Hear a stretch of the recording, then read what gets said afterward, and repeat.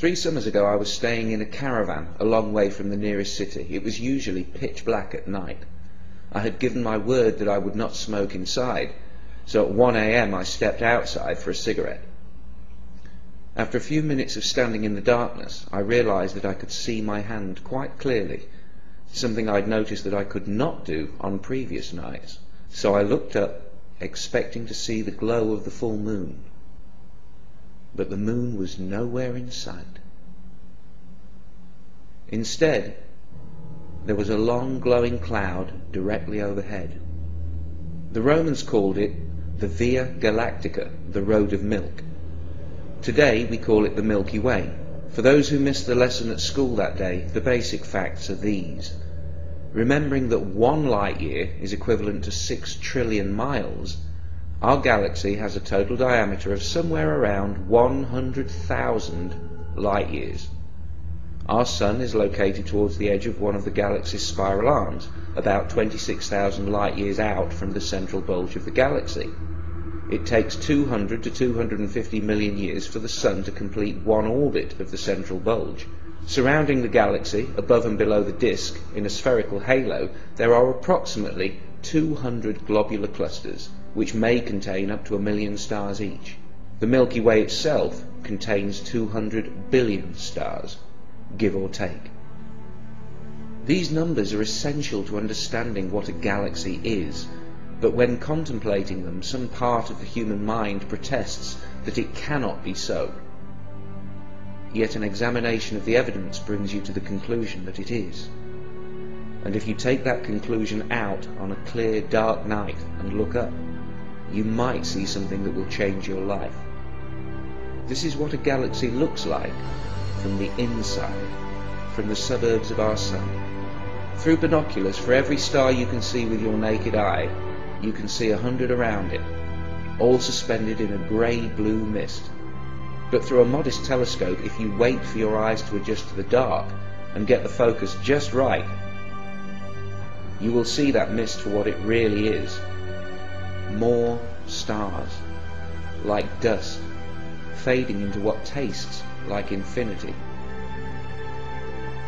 But you've got to have the knowledge. Seeing is only half of it. That night 3 years ago, I knew a small part of what's out there, the kinds of things, the scale of things, the age of things, the violence and destruction, appalling energy, hopeless gravity, and the despair of distance. But I feel safe, because I know my world is protected by the very distance that others fear. It's like the universe screams in your face. Do you know what I am, how grand I am, how old I am? Can you even comprehend what I am? What are you compared to me? And when you know enough science, you can just smile up at the universe and reply, dude, I am you. When I looked at the galaxy that night, I knew the faintest twinkle of starlight was a real connection between my comprehending eye along a narrow beam of light to the surface of another sun. The photons my eyes detect, the light I see, the energy with which my nerves interact, came from that star. I thought I could never touch it, yet something from it crosses the void and touches me. I might never have known. My eyes saw only a tiny point of light, but my mind saw so much more. I see the invisible bursts of gamma radiation from giant stars converted into pure energy by their own mass, the flashes that flashed from the far side of the universe long before Earth had even formed. I can see the invisible microwave glow of the background radiation left over from the Big Bang. I see stars drifting aimlessly at hundreds of kilometers per second, and the space-time curving around them. I can even see millions of years into the future. That blue twinkle will blow up one day, sterilizing any nearby solar systems in an apocalypse that makes the wrath of human gods seem pitiful by comparison. Yet it was from such destruction that I was formed. Stars must die so that I can live. I stepped out of a supernova. And so did you.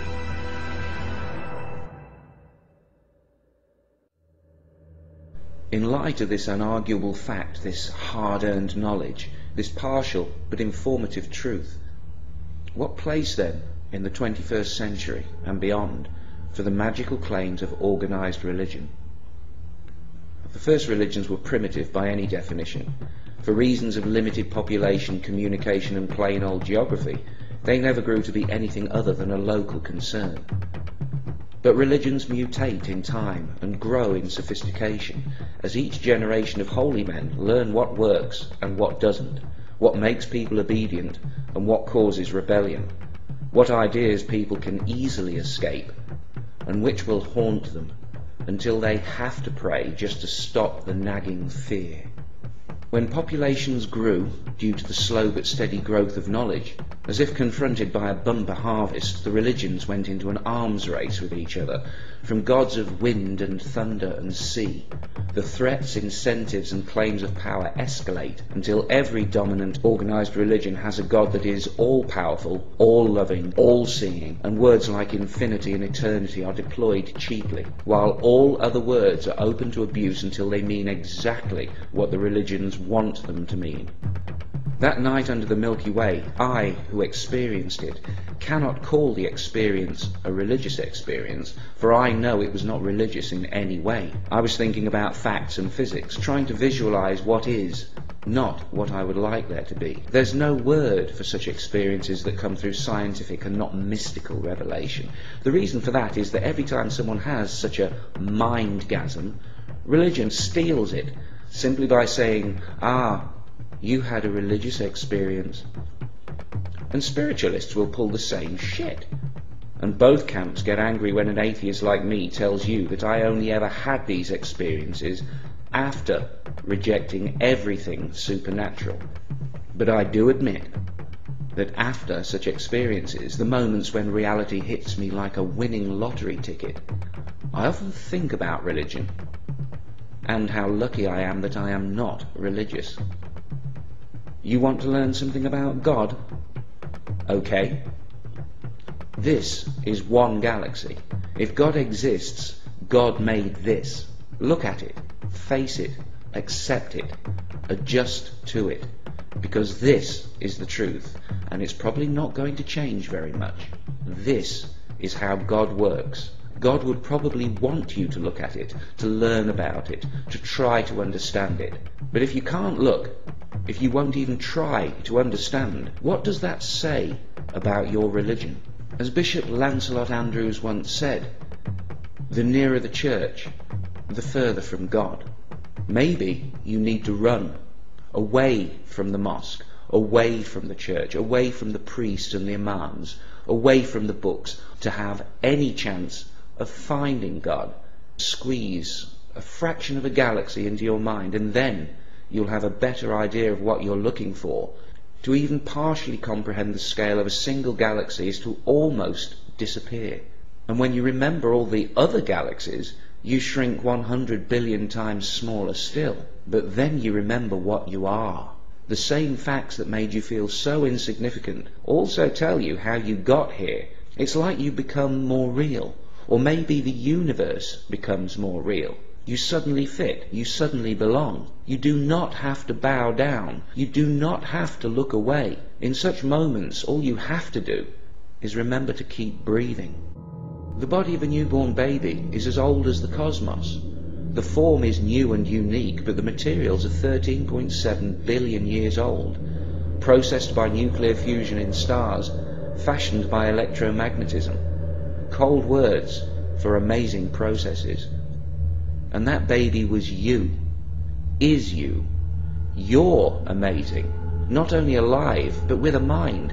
What fool would exchange this for every winning lottery ticket ever drawn? When I compare what scientific knowledge has done for me and what religion tried to do to me, I sometimes literally shiver. Religions tell children they might go to hell and they must believe, while science tells children they came from the stars and presents reasoning they can believe. I've told plenty of young kids about stars and atoms and galaxies and the Big Bang, and I have never seen fear in their eyes, only amazement and curiosity. They want more. Why do kids swim in it? and adults drown in it? What happens to reality between our youngest years and adulthood? Could it be that someone promised us something so beautiful that our universe seems dull, empty, even frightening by comparison? It might still be made by a creator of some kind, but religion has made it look ugly. Religion paints everything not of itself as unholy and sinful, while it beautifies and dignifies its errors, lies and bigotry, like a pig wearing the finest robes. In its efforts to stop us facing reality, religion has become the reality we cannot face. Look at what religion has made us do to ourselves and to each other. Religion stole our love and our loyalty and gave it to a book, to a telepathic father that tells his children that love means kneeling before him.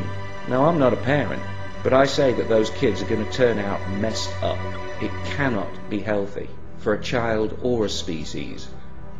We were told long ago, and for a long time, that there was only the earth, that we were the centre of everything. That turned out to be wrong. We still haven't fully adjusted. We're still in shock. The universe is not what we expected it to be. It's not what they told us it would be.